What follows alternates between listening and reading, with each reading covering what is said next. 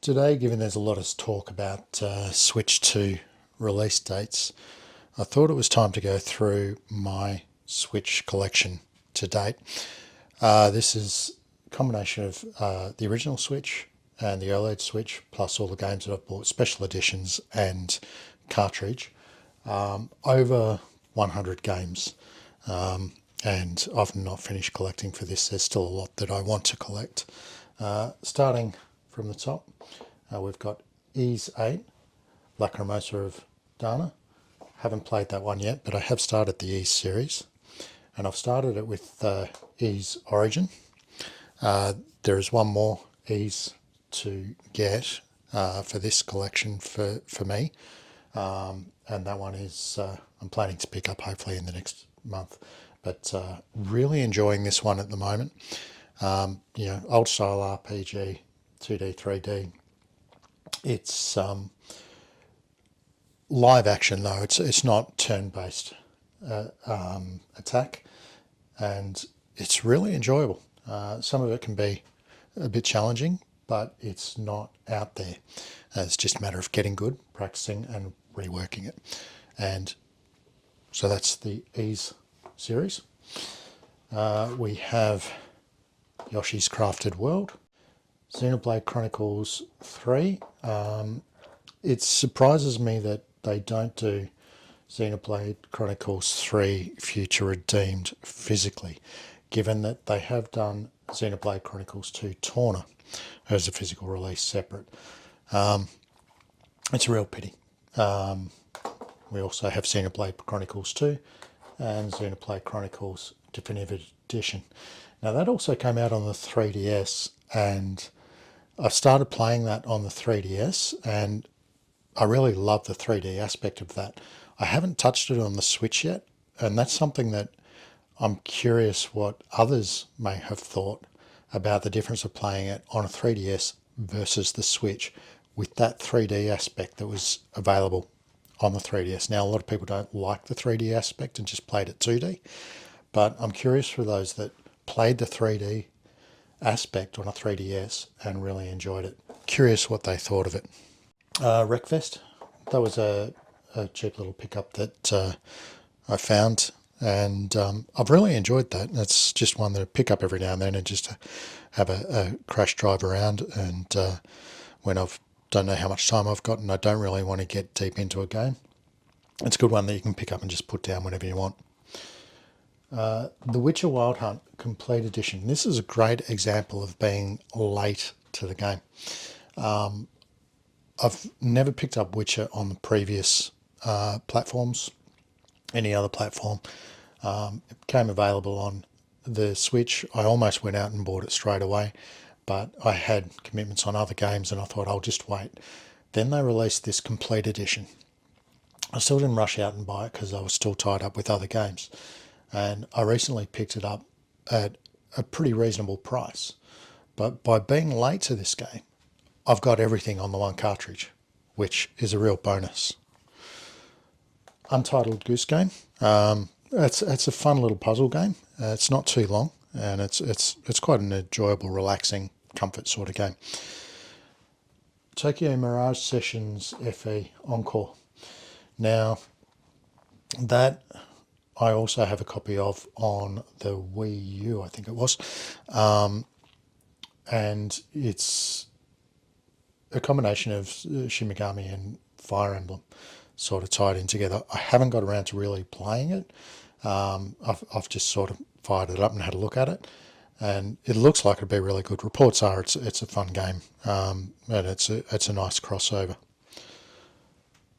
Tactics Ogre Reborn, another one that I haven't got around to playing yet, but it is definitely on my list, and I saw it recently for not a lot of money and grabbed it. Siberia Trilogy, that's an interesting one. I hadn't come across that one before, and I actually picked up number 2 on the eShop for like $1 or something at some point. And I was halfway through it, and I came across the trilogy in a pawnbroker for like $20, and I picked it up, and it shot up in price a bit probably because it's got the 3 games, 1, 2 and 3, all on the one cartridge. So I've grabbed that, and I've almost finished 2, but yeah, I'll go back and play 1 and 3 once I've finished that. But I've actually put it aside for a while because I got caught up in a couple of other things, which we'll get to shortly. Starlink Battle for Atlantis. Now, this is an interesting one. It's got one of those annoying banners at the top to use the software download is required, which makes it a concern when it comes to eShop eventually closing on Switch and the game no longer being available, whether it'll still work for those that haven't done that download or not. And it's a bit of a question with any games that require a download to play, and it sort of takes away from the value of having the physical cartridge. It's not ideal. Now, there is another factor with Starlink in that it not only has the ability to purchase the digital games, or the digital craft, and pay a premium for those, but there is also a controller with craft that you can choose whether to use the physical craft or the digital online. The digital means you've got all the craft there all the time with you, and you don't have to worry about it. It's a little bit more messing around if you want to change craft. If you're in the middle of a battle and you've got the physical craft, and that craft crashes and burns, and you're having to change. Haven't tried it on the digital, but I understand it's a little bit more complex. But with the digital, with the physical, all you do is unplug one craft from the controller, unplug the other craft in, and you automatically are back in the game to beat that. Now, the more craft you have, of course, the easier the game becomes, because you can just keep swapping and keep battling that same boss fight. So it does give you that bit of a benefit. All the craft have different capabilities, and the different pilots have different capabilities, and you can swap out the weapons on the fly just by pulling them off and swapping in a separate weapon. They're all a USB style connector, and as soon as you plug them in, the game recognizes them. It actually jumps out of the action for a second and goes to a control command screen where you confirm that yes, that's what you've put on, and then you go straight back into the action. It makes it a very quick and easy change, and keeps the flow of the game going well. The other thing is that once the eShop becomes unavailable, for those that haven't bought craft, well, they go away too. So the physical craft will become sort of a key item for being able to play the game if it works going forward. I'll do another video at some point on the craft, because there are quite a few craft weapons and pilots, and there's some unique factors about all of those, and there's a couple of limited release ones that were there also. Next on our list is Star Ocean Second Story R. I grabbed that one as soon as it came out, so that I had it in my collection, because that was one that I was sure was going to go up in price in time, and I didn't want to have to pay a premium for it later down the track. So sometimes it's worth getting them early, sometimes it's worth waiting. And there are some games that you just know that they're worth waiting for. Spyro Reignited Trilogy was one that was available on multiple consoles previously as individual games. It's come out on the Switch with the 3 games on one cartridge, so I grabbed that, picked it up cheap, second hand.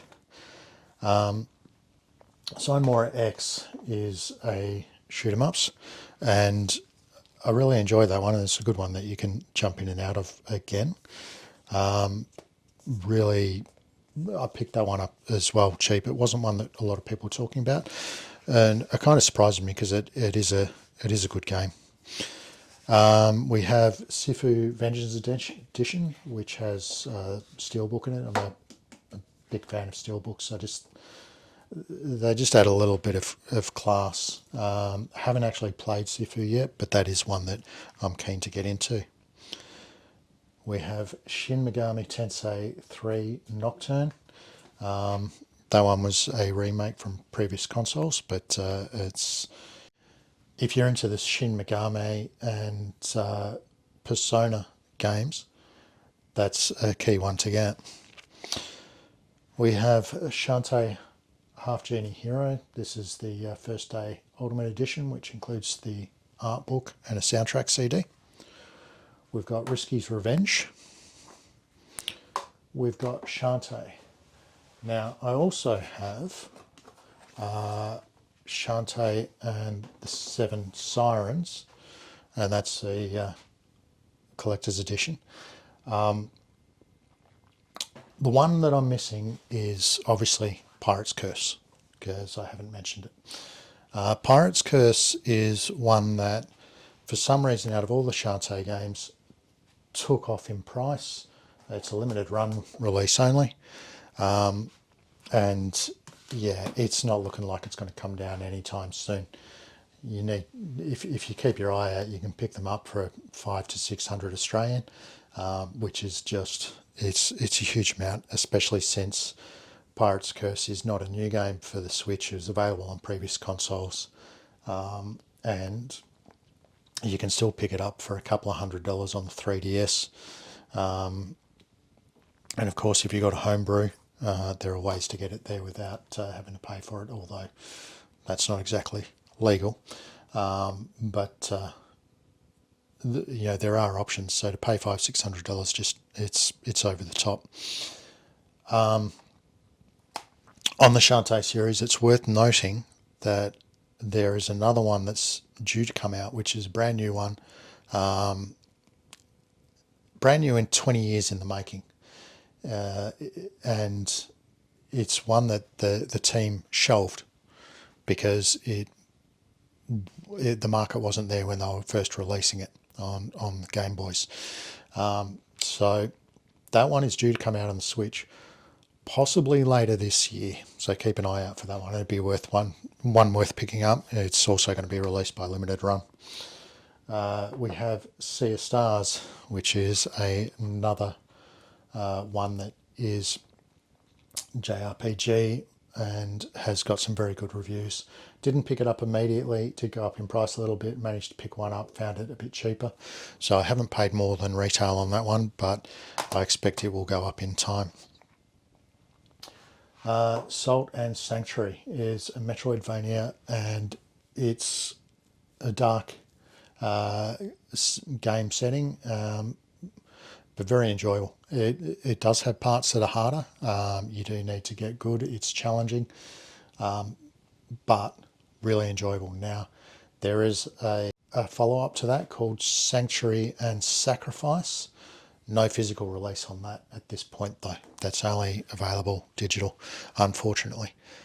So that one I haven't bought. I'm not a fan of buying digital games, never have. I've bought a couple of digital games where they've been cheaper, and I've wanted to play them because they've been not available anywhere else. But I enjoy Salt and Sanctuary, and unless Sanctuary and Sacrifice comes out physical, I'll probably never play it. Rayman Legends Definitive Edition. Here's another one that's one of a great example of being late to the game pays off, and it's one that I've ended up actually buying twice.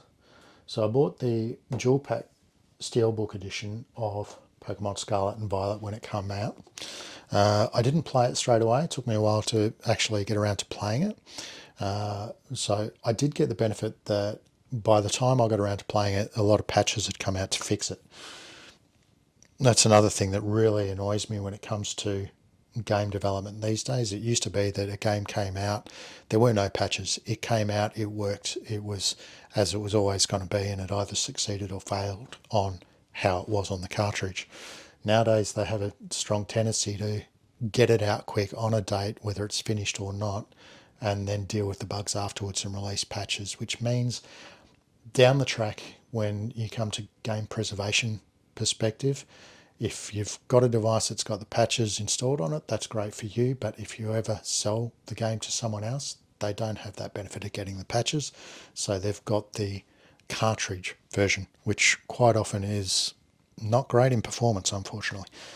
But where this one is a great one and waiting and being late to the game beyond those patches is they also released Hidden Treasure of Area Zero versions of these games, which I managed to pick up at a reasonable price.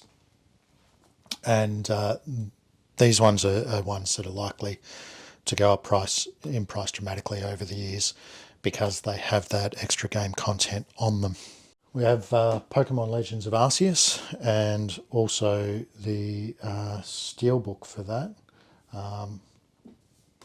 And it's a beautiful Steelbook, that one. Really love it. Pokemon Legends Arceus changed the format of the Pokemon layout. It's not the standard mainstream game that they put out. It's more open world. And it's got quite a bit of fanfare, as no doubt you would have heard at some point in your travels going through all these types of videos of other people. We have another one, which is a good one to wait for and be late to the game. Same story. I got in early and bought the Steelbook Edition dual pack. It was Pokemon Sword and Pokemon Shield. And then they released with the Pokemon Shield expansion pass and with the Pokemon Sword expansion pass. So once again, I ended up buying those twice in a way to get that extra content. I haven't got around to coming back to play this one, although I am playing through the extra content of Pokemon Scarlet at the moment. Then we come to a couple more of Pokemon. We've got Pokemon Brilliant Diamond and Shining Pearl. Mixed attitudes on that one from everyone about. And that one, once again, is a dual pack. Only this one didn't come with the Steelbook. It just came with the 2 games in the pack. So it was just buying the 2 games with a nice box around it, and that's it. That's all you got extra. Also have Pokemon Let's Go Eevee, and we have Pokemon Let's Go Pikachu with the Pokeball Plus. That one, the Pokeball, is what is desirable by a lot of people because you got a Mew on that one and it came on the Pokeball. So if the Pokeball's never been used, still got the Mew on it. If the Pokeball's been used, which I have, then the Mew's been used. And it becomes a little bit less valuable. The Pokeball itself is still a bit of fun though, but as a controller, it just feels a bit strange and awkward, and I've used it a little bit, but then put it aside. We have Red Dead Redemption, and one of the good things about this version is it also has the Undead Nightmare on it, which is a sort of another game, and it's all zombies, and it's an interesting one, but to me, it's the main game. Red Dead Redemption was the most enjoyable part. The Undead Zombies is just a bit of extra fun content on the side. A couple of remakes, and these go back to PC gaming back in the day. Planescape Torment and Icewind Dale. They sort of have been remade along with the Baldur's Gate items. Great games. I haven't cracked them out on the Switch, but when I saw they were available, I had to get them. We have Persona 5 Royal. Once again, haven't got around to playing that one, but very good game. I've played a lot of the other Personas on the 3DS, and I haven't actually got to them on the Switch yet. They're on my backlog. I will get to them. Now, this one is a bit of a special one. It's another limited run one, and it's a remake, and it's a game that sort of disappeared off the face of the earth almost for a while. And I was quite surprised when I saw it appear on the Switch, so I had to grab it, and that's Panzer Dragoon. Haven't played it on the Switch yet. It's on my backlog, but it is one that I remember enjoying thoroughly previously. And yeah, I thought it had just disappeared to the gods. It's a great example where game preservation is important. Octopath Traveler 2. And we also have Octopath Traveler 1, which, just see over the left here, we have the limited edition. This is the Traveler's Compendium edition with the book in it, etc. Big annoyance for me on this one. Octopath Traveler 2 came out with a limited edition set with little metal busts of the 8 characters. Unfortunately, it was only released sort of America, Europe. Australia couldn't get it unless you actually set up a parcel forwarding service in America and got it sent over. To get it over to Australia on release day, purchase, GST, freight, refreight, all that sort of stuff was going to cost about $550, and that's just ridiculous, completely ridiculous. So I had to deal with just getting the Octopath Traveler 2 physical cartridge alone without getting the whole complete collector's edition, which really annoyed me because I really like Octopath Traveler. We have Oddworld Stranger's Wrath in HD. We have Oddworld Abe's Odyssey, new and tasty. We have Oddworld Munch's Odyssey. They're a great little puzzle type game. I really enjoy them. They're a bit different, but they're a lot of fun. Northgard, I think that was a mobile game originally. It's not too bad. It's basically a Command and Conquer type thing. We have Nier Automata, which is not one that I have played, but is certainly one that is well worth getting. The reviews on it look great. It's another one that's a port. Square Enix, you can generally never go wrong. And I apparently picked this one up for $39 and never took the sticker off. So there you go. That one is a great little addition to my backlog that will get played at some point. Metroid Prime Remaster. Big fan of the Metroid. Haven't got around to playing this one on this console. Played it previously on the Wii. Enjoyed it, but you know, the controls were a bit better. Apparently this is awesome and the graphics done a great job on it, and you'll find plenty of reviews about that online. So that's one that I plan to really get into at some point when I'm not playing multiple games and I can just concentrate on it. Super Mario Brothers Wonder. I didn't jump out and get this one straight away, but I did pick it up locally. Someone had it on Marketplace, Facebook Marketplace, and they had the release pin with it as well. So I got those at the same time. And I picked it up really cheap. So I was wrapped with that. We have a similar situation because it was the same purchase, Super Mario RPG, which also came with a release day pin, pre-order pin. So the person who had bought those bought it for their kids. The pins never got used. They were left in a drawer, and the kids had moved on, and the person just wanted to cash up. So they sold them. They were up the street cheap, and I happened to be quick in seeing them and was able to grab those without any drama. Also have Super Mario Odyssey. That's a great game, that one. I really loved playing that one. We have Super Mario 3D World and Bowser's Fury. And this is one that I played on the 3DS. Haven't got around to trying it out on the Switch.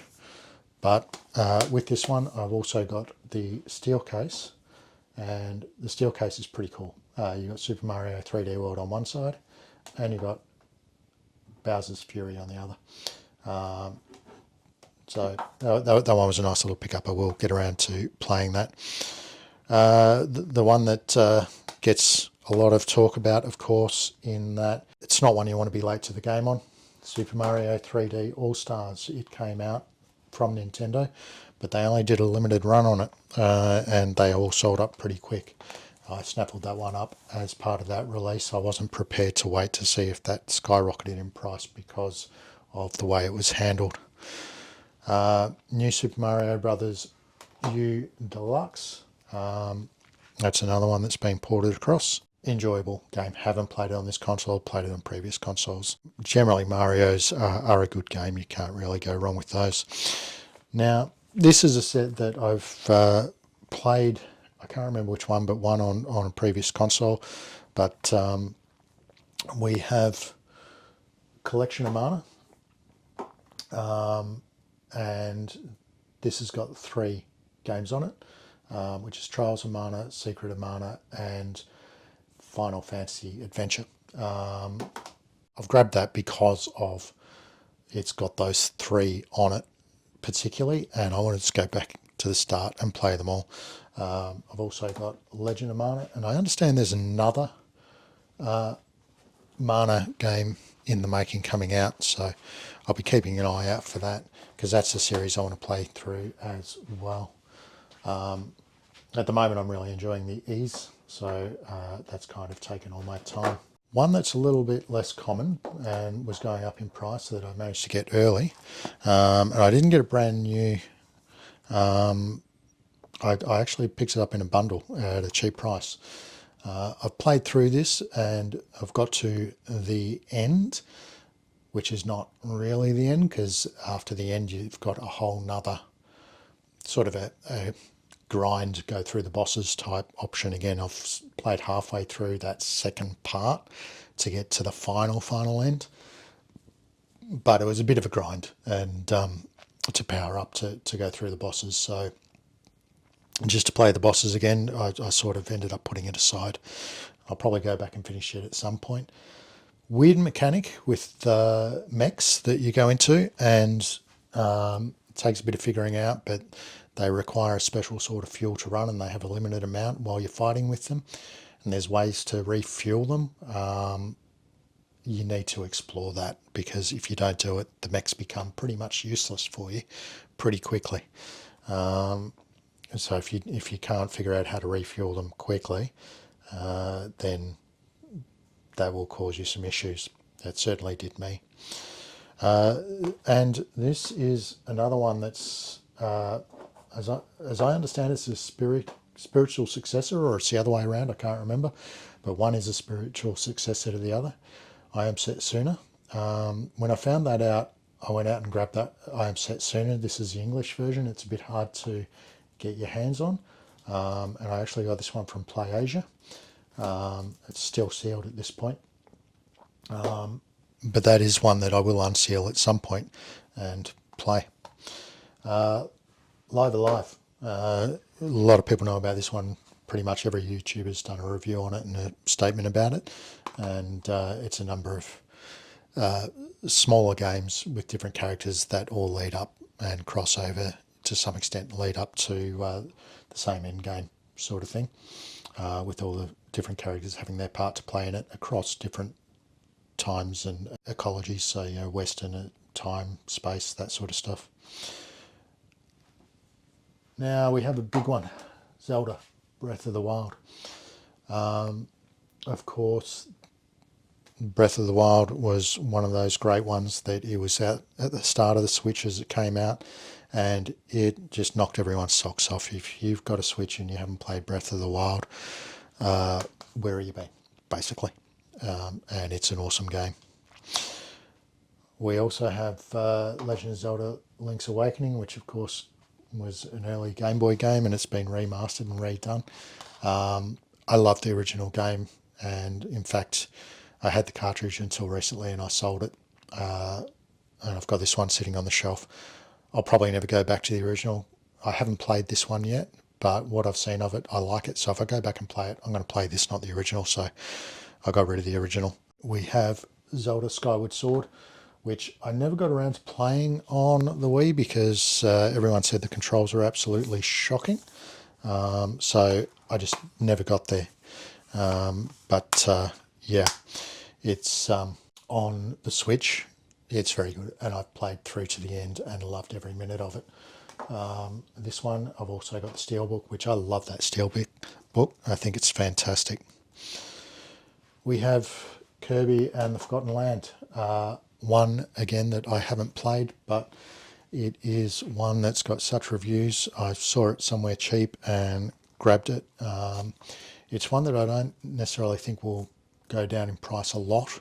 It will probably initially drop a bit. It'll probably hold, and then I expect it'll rise back up again over time, simply because the reports on it are that it's one of the better games on the Switch.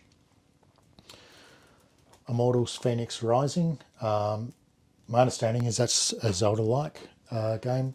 Once again, this is sealed, so you can see I haven't played it yet. But I've been keeping an eye out for ages. It wasn't one that I ran out and grabbed straight away, but I held on to it in my list of wanting to get for quite some time. Recently I found it quite cheap, and it was sealed.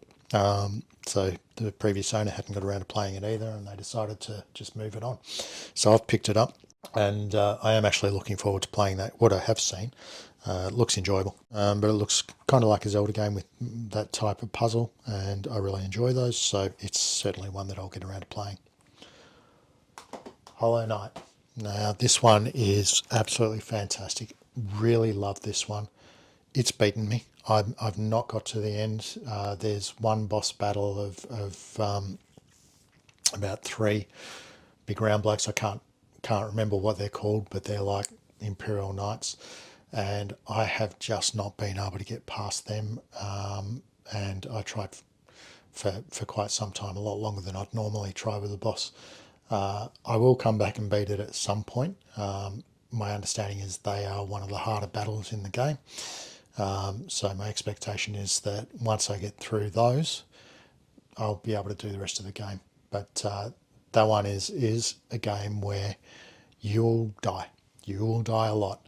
And when you come across the bosses, you will die learning their patterns, trying to figure out what you need to do, what you're looking for to beat them. And you will just keep at it until you get to the point that you're good enough on that particular boss to beat it.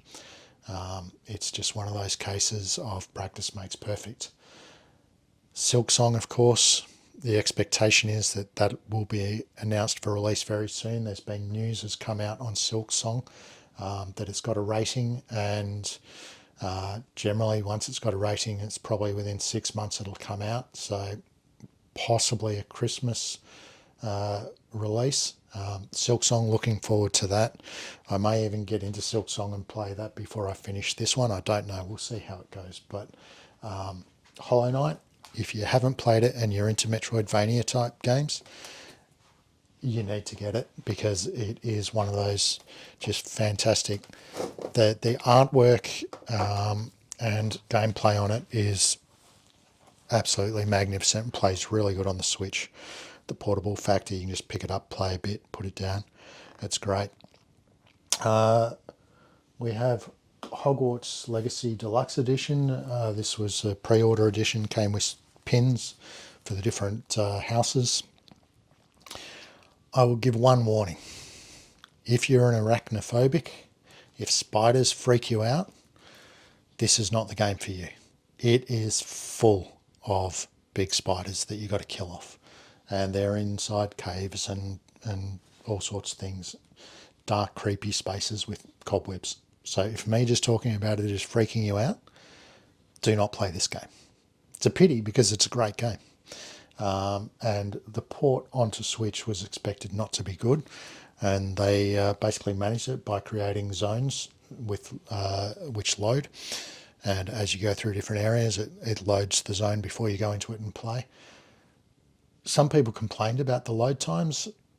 There was a few times where it took a bit longer for me to load, but most times it was not that bad at all. It wasn't any worse of loading zones back in the day in older RPG type games. So to have that kind of open world scenario, and yes, there are gates you've got to pass through before you get full open world, but it's open world-ish, and it's not that much different to previous versions of Zelda open world type stuff. There are certain weapons you have to get, or certain abilities you have to get before you can get to the next level, which is most games. This is the same. That's what it's got. So you can't just go wherever you want, whenever you want, straight from the get-go, because you need certain abilities to get to that next area.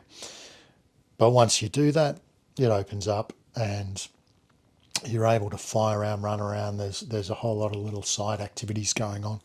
It's a really enjoyable game, and I would have kept playing it, and the only reason I stopped was because there was another game that was coming out. I was about to go buy it, that I needed to finish this. Final Fantasy X and X2. Now, once again, this was available on previous consoles. I had it on the PS Vita. I still have it on the PS Vita. The problem with this is, I can't remember if it was the PS1 or PS2, you had both games on the disc. Since then, it's kind of been Final Fantasy X has been on the cartridge and X2 has been a download. This is the first time that I'm aware of that you can get both on the cartridge. Now, you do have to be careful because it was also released as a download option for X2. So you can buy X and still have X2 as a download in the box. Don't buy that version. It's not what you want. You want the both on the cartridge. So this is a bit of a interesting one in that it's, you've got both on the cartridge. I think I picked it up through Play Asia. Even on Play Asia's site, you got to be careful when you're going through looking for it and read the print. Make sure you're getting the version that both are on the cartridge. Very easy to trip up, and you'll hate yourself because it'll just be a waste of money buying just X with the X2 download. Of course, unless you don't care about resale of your cartridges down the track. But if that's the case, why are you buying physical? Just buy it digital. If you're never looking to resell and you're only looking to sell your consoles for the price of the console, regardless of what games are there at some point, yeah, doesn't matter. But if you care about resale value or game preservation or anything like that, make sure you buy the right version. Another one that is a bit special is Final Fantasy 9. We have Final Fantasy 8 and 7 on the one cartridge. We have Final Fantasy Crisis Core. We don't have Rebirth because I don't believe that's been released on the Switch, unfortunately. Hopefully they do with Switch 2. But yeah, at this point not. And the really special one, Final Fantasy 1 through 6. This just opens all of them up again. So we've effectively got every Final Fantasy there except for I've got 12 coming and 11 is massive multiplayer online, I believe. I've never played it, but yeah, so that's not going to get a physical. I don't expect at any point.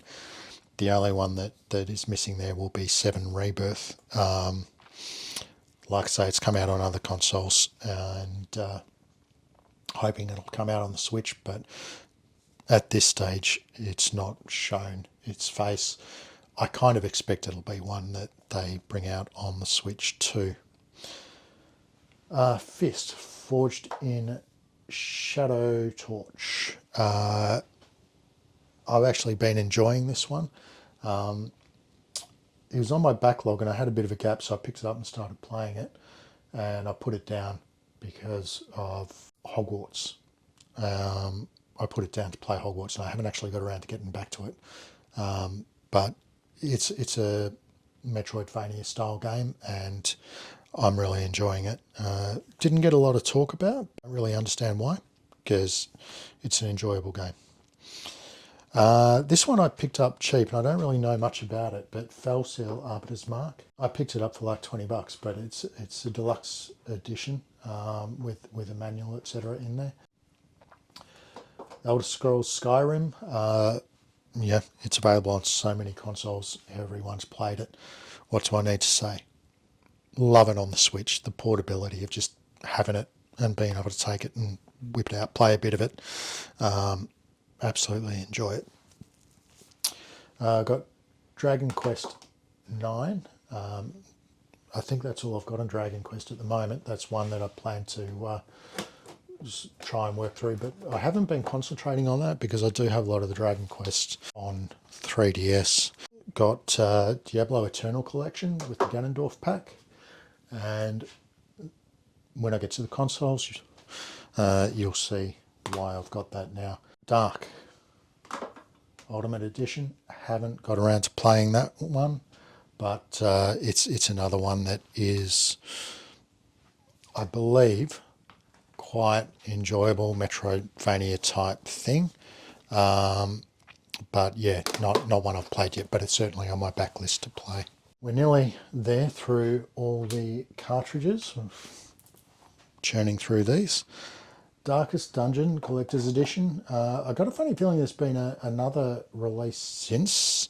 I'm not sure it's come out on Switch, but I think they did some more patches or updates. It's been a while since I played it.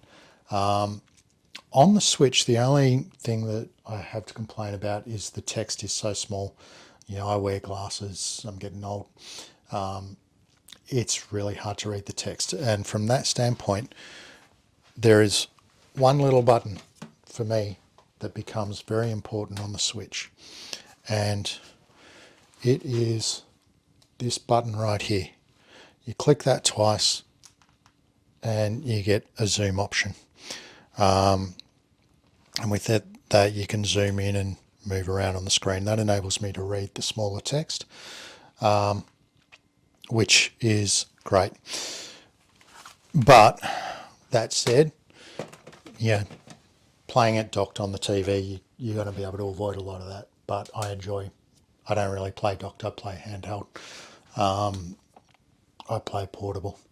Even if I'm in the house, it's because I'm playing on my bed or on the couch or out in the backyard or something like that. But Darkest Dungeon, really enjoyable, really hard. You're going to die a lot. There are people that play through to the end and beat it.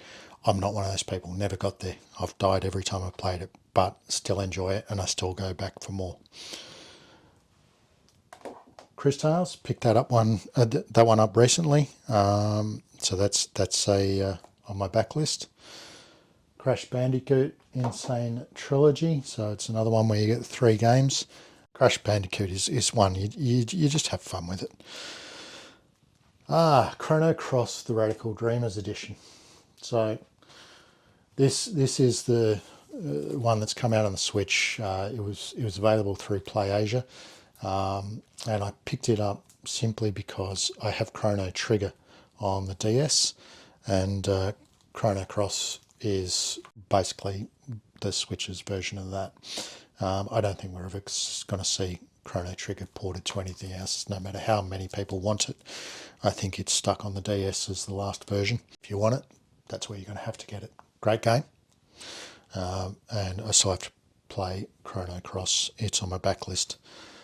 Celeste. I missed it when it first came out on limited run, and the price on it went ballistic. And then a while back it appeared as available on Fangamer, and I picked that one up as soon as it came out, and I just paid the full retail because it's one of those ones, it's possibly going to go up in price again in time. Metroidvania with a difficulty level, but a lot of people that have reviewed it have given it great fanfare. So it's one that I've had to throw in my collection that I will get to. Catherine Full Body. Interesting game. Adult themes and transgender themes. And it's a puzzle block type game, climbing tower type thing with a time limit. There are some horror aspects about it as you're going through those tower climbing phases, and some of them are quite freaky and confronting, but really enjoyable game nonetheless. Storyline's interesting, simple but interesting, and it's just one of those ones where it's kind of repetitive in that tower gameplay, but gets harder at each level. Have beaten it and really enjoyed it. And there's a couple of different paths you can take in the storyline, and I took the good boy path, so it'll be interesting when I play it again if I take the bad boy path, what it turns out like. Bravely Default 2 came out on the Switch. Bravely Default and Bravely Default 2nd came out on the 3DS, both of those. I've played through Bravely Default, really enjoyed it. Haven't got to second yet, but will. And Bravely Default 2 is apparently better than all of them. So I'm looking forward to playing that one. Unfortunately, there's a lot on my backlist simply because so much has come out and I was buried deep in 3DS for a while. This is one that's interesting. It's Borderlands Legendary Collection. Includes 3 games and add-on content. So Borderlands 2 and Borderlands the pre-sequel are both code. Borderlands is on the cartridge. Code hasn't been used on this. I picked it up secondhand pretty cheap a while back. And the code hasn't been used. I probably won't use it because the minute I do, it devalues what's there. With the code, it's got the value. But I have enjoyed Borderlands on previous consoles. I think it was on the PS3 that I played it most. Bendy and the Ink Machine. I wouldn't say it's so much horror, but it's horror-ish. It's more a suspense thriller than anything else. But it's an interesting one, caught in a warehouse that's been abandoned and the cartoon characters running around. I've played through quite a bit of it. I still have to finish it, but I was really enjoying it. So it's one of my list of something took me away from it that I haven't got back to yet, but on my list of need to go back and finish it. Now, Bayonetta 3, I haven't played yet. Bayonetta 2, I haven't played yet. Bayonetta, I've played through Bayonetta. I started to play Bayonetta on, I think it was the Wii U, and I struggled with it a bit, and I thought I'll give it another go on the Switch. So I picked it up, and I realised why I struggled with it was because there was a timed event. I couldn't figure out why I was dying in this one event, and I was missing some text on screen that was saying what you were supposed to do. Because I was so focused on the action, I didn't see this text flash up saying I had to complete a certain task within X amount of time. So I had no idea what I was doing basically and kept dying. Bayonetta on the Switch, I'm playing it, and I was seeing the same problem. But then I spotted the text and thought, what an idiot. Got through that section and played the rest of it. I really enjoyed it, except there's one problem I have, and that's about the difficulty level.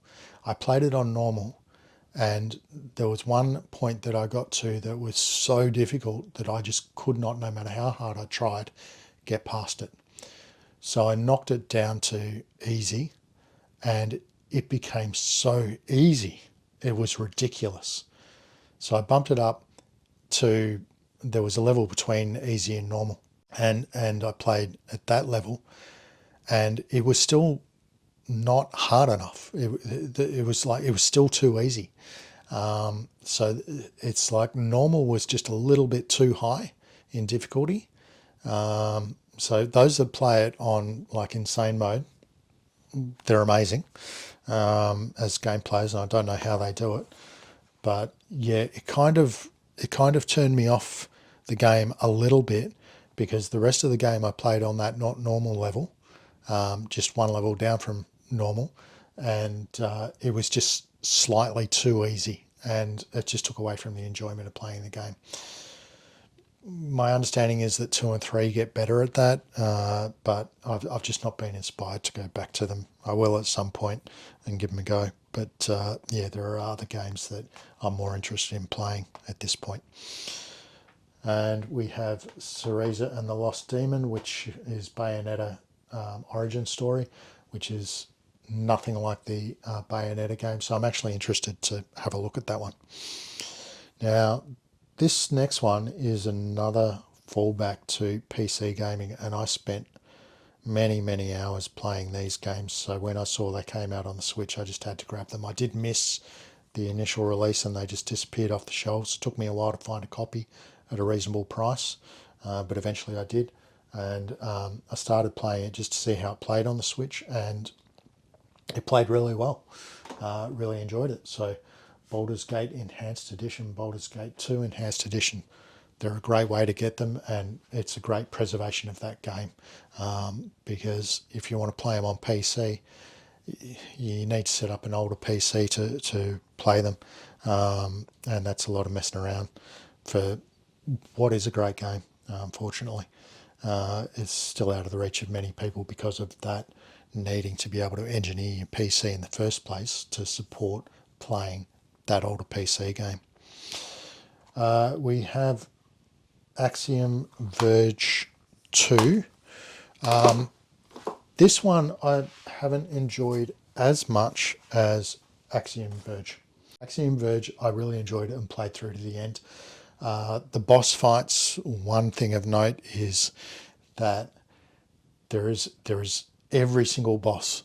There is a place to stand or a pattern to follow that as soon as you realise it, it makes that boss super easy to beat, more so than Metroid. Similar sort of thing in Metroid, the bosses, once you realise the pattern, they become easier to beat.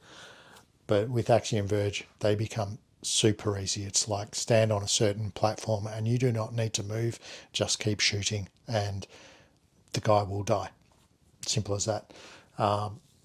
But it didn't take away from the enjoyment of the explore and discover aspect. I really enjoyed that. Axiom Verge 2 changed it up a little bit. I have actually got to a point where I can't find what I'm missing to get through to the next area. I've explored pretty much everything I can think of and gone over areas multiple times, shooting everything, looking for everything, trying to blow everything up, changing my position. There's sort of a second dimension area, so it becomes like a puzzle path. And somewhere between that first dimension and second dimension attitude of bouncing backwards and forwards, there is a path somewhere that I am missing and I just can't find it. And I've spent so much time looking for it that another game came along that I wanted to play that I just put it aside and I've never gone back to it. I don't know whether I'll ever will, or I'll just call that one completed in my book. But Axiom Verge, took it to the end and really enjoyed it. Assassin's Creed The Rebel Collection, I've spotted that cheap and grabbed it simply because Black Flag I really enjoyed playing, and played that. I can't remember if it was on the 360 or the PS3, one of the two, but really enjoyed playing through Black Flag. So I thought it'd be fun to have that as a portable option. The last one on my physical cards, non-limited edition type stuff, or small box limited edition type stuff, is 13 Sentinels Aegis Rim. It's another one that I've got as a sealed version, and we'll get to at some point on my backlist. But yeah, haven't got to at this point. It needs to be addressed, but we will get there. Apparently, a really fun game to play. So that is all the cartridge time games. I'll now go through some of the others. So as you can see, we've got Fire Emblem Engage Divine Edition sitting here. Behind that we have Fire Emblem Three Houses, and we also have Metroid Dread Special Edition. We have Octopath Traveler. Yeah, what can I say? It is a great game. In the back there, we have Owlboy Limited Edition. This one I'm just going to have to clear a couple of things off top. It is quite big. This one, Owlboy Limited Edition, quite a big box on this one. It's really takes up a lot of space height-wise on the shelf. Unfortunately, price sticker on the front didn't come off. It might come off properly with some Goo Gone or something. It's not actually damaged the box. Super Smash Brothers Ultimate Edition. So I've got the Pro Controller, Steelbook and game. Triangle Strategy Tacticians Limited Edition. One that got a lot of hate. I kind of enjoyed it. It was nice, casual, don't have to think too hard gaming. Chibi Robo Ziplash. And that's the only way I believe that you can get that amiibo. I'm not a big collector of amiibos, but I picked this up for like 20 bucks. So it was like new in box. So it's not a bad one to pick up in my book. All right, this one is a bit of a special one that didn't get a lot of discussion about it. Don't know why. but it's Demon X Machina, and it's the big box version, and it comes with a figurine. Now I won't take it out of the box, but it comes with a figurine and everything. I can't even remember where I picked this. Just be wary, because it's on a plastic siding.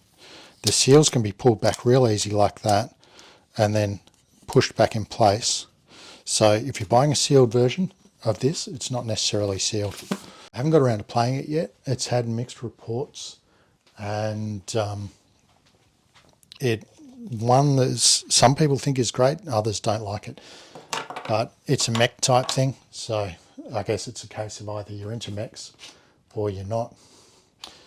Now we have another one which is a great example of late to the game, and this is a recent event. We have Shin Megami Tensei 5 Fall of Man Premium Edition, and this is the one that came with the backpack bag, as well as all the other guff that you normally get.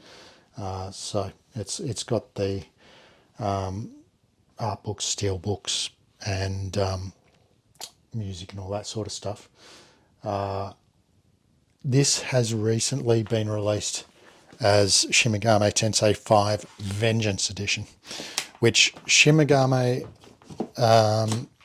or Atlas has a tendency to do that. They release a game and then they release a revised version of it later down the track, and they did it with all the 3DS ones as well, with things like Record Breaker, etc. But that collector's edition is a bit special with the backpack and all that sort of stuff there as well. So I still see value in having that. But the Vengeance Edition comes out with effectively a whole second game on the cartridge, which makes it worth, if you're going to go out and buy only one, get the Vengeance Edition. We then have another one which I've shown before, which is Zelda Legend Tears of the Kingdom Collection Edition. Yeah, the imagery on this is absolutely beautiful. I love it.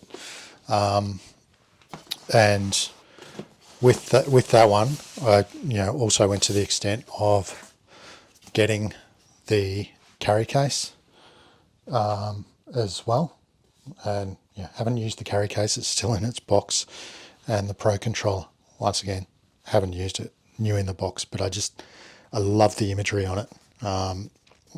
But too afraid to open it because I don't want to get marks on it or anything.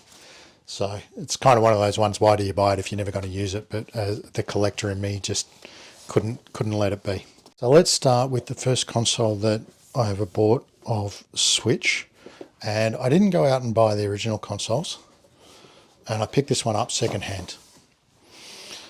It is missing part of its inserts, unfortunately. But yeah, I'm sure I can get a replacement for that at some point. But it's the Diablo Eternal Collection console. It comes with a carry case. Unfortunately, it didn't come with the game for me. The download code had already been used. So because of that, I had to track down the game itself as a physical edition, which I've done. So if I ever sell this, I'll probably sell the physical edition with it, possibly, who knows. But the box artwork is fantastic. And even the docking station, it's got characters from the game printed on the front of the docking station, which is pretty cool, as well as pretty clearly on the back of the console itself. The only downside is the controllers. I thought they could have done something better with the controllers. They're just plain grey. So that was kind of a bit of a letdown, but yeah, Nintendo seems to do this where they do one part and not the other. It's really bizarre. But that one was a bit hard to come by these days at a reasonable price. Next, after that, I also picked up the Ultimate Smash Brothers edition.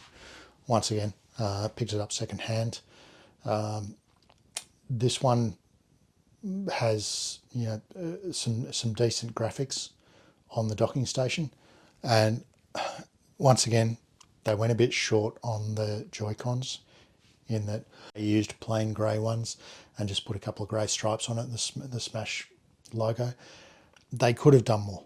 yeah, to me it was doing it pretty cheap. Once again, it's like, okay, you've done something great with the docking station. From memory, the console itself has stuff on the back of it, but the Joy-Cons, you've done virtually nothing with it. And once again, it was a download code, hence why I ended up going out and buying the Smash Brothers with the Pro Controller. So yeah, ended up with both out of that. When the OLED came out, once again, I didn't pick it up straight away, but I waited for the special editions to appear, and I picked up Splatoon. So Splatoon 3, and yeah, we've got a splash of colour on the docking station on this one. We've got some really colourful Joy-Cons, and they look great. And on the back, you can see the docking station has graphics running over the back, only without the splash of colour, and we have some decent artwork on the back of the unit. Now, with that, that's the unit that I'm actually using today. So I don't know if we can get that on camera. Really hard to get the imagery on camera, but there it is. Because it's subtle on the back, it is there and it picks up in light. You're looking at it directly, you can see it pretty easily. On the camera, it sort of fades out a bit and becomes harder to see. But that lends itself to not being really game specific that much, which is nice. And then whacking on the controllers from Skyward Sword, it gives a reasonably unique OLED device. Not many people are walking around with one with these Joy-Cons on. And I just really like playing it with that. I've seen one other YouTuber, I saw them just recently with the same controllers on it. I don't know what device they're using, but yeah, I think it fits really well. After that, and I haven't opened this one up, that's the Pokemon Violet and Scarlet special edition, and really stand out Joy-Cons.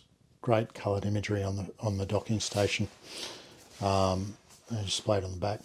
You've got really colourful back of the console itself. Just a little bit on the back of the docking station, not much, but to me that is probably one of the better ones that they've ever done, because it really just stands out there. And the colours on the back really show that this is a special edition. And finally, the last console that I bought was, of course, Zelda Tears of the Kingdom. Once again, not using it. I have opened it up for a video, but it went straight back in the box. The gold trimming on the docking station itself, fantastic. The gold with the white and green on the Joy-Cons just look amazing. On the back of the console, you can't really see it here, but the circular motif, if we can get that on camera, that's on the side of the box. Really hard to get on the camera. But effectively, it's the same motifs that are here on the bottom of the docking station in gold. That's repeated in a black accent across the back of the console itself. And it's very subtle once again, and it doesn't lend itself, unless you know Tears of the Kingdom, doesn't lend itself to any specific game. But it really, the rest of it all stands out really well. Yeah, I wish they would follow through with their artwork across the docking station, the Joy-Cons, and the back of the console. It's just, it's just that little bit more. You're paying for these devices. You're buying them as special editions. To have that little bit extra just adds to that experience. And I'm sure it probably costs them to do a bit more colour, and reduces their profit margin slightly. which, per unit's probably not that much, but across a million units would add up. But really, those two I think are my favourites, and I think the Scarlet and Violet Special Edition is my preferred one. Now, the last Special Edition, I believe, was the Mario Red one.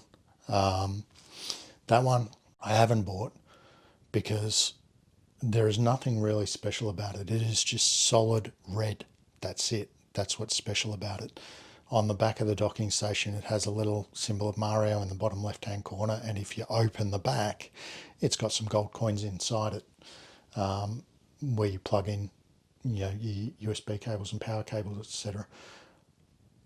There's nothing that stands out on it other than the fact it is red. And to me, what's the difference between getting a red or a white one? It's just a colour preference. There's nothing too special about that for me. And doing it so subtle that you just have something on the docking station and nothing really on the Joy-Cons or anything else is just, it's not worth it. So that is my Switch collection. Not looking at amiibos because they've been sort of across Nintendo from 3DS. I will come back and look at the Starlink vehicles, pilots and weapons at another video at another stage.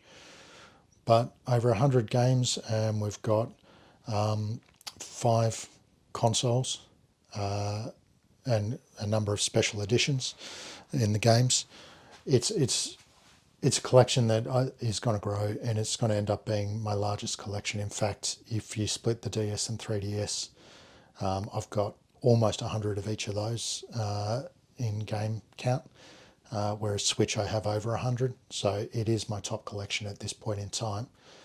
I tend to hold my DS and 3DS as one collection in my mind because I play them all on a 3DS, new 3DS XL, and it plays all the cartridges. So in my mind, that's kind of one collection, and that makes them close to 200 games in total. But yeah, as a specific sticking with particular console, then this is my biggest collection to date, and it is also a collection that I expect to keep growing. I'll be interested to see what happens with the Switch 2, how much is on cartridge and how much is quality on cartridge on release day, whether it's worth progressing to Switch 2 or not.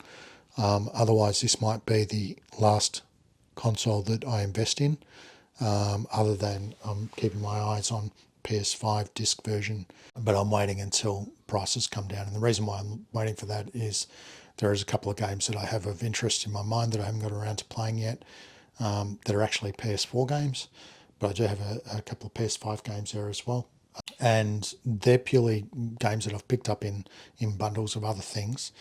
So I have them now because of that, but I do want to play them, and the PS5 covers both of them. So I'm not interested in buying a PS4 or a PS4 Pro. It'll be a PS5, but I'm not prepared to pay $600 for something that I'm not going to utilise that much. So I'm going to be waiting until they drop down to, $100 to $200 Australian before I pick one of those up, and it'll be second hand.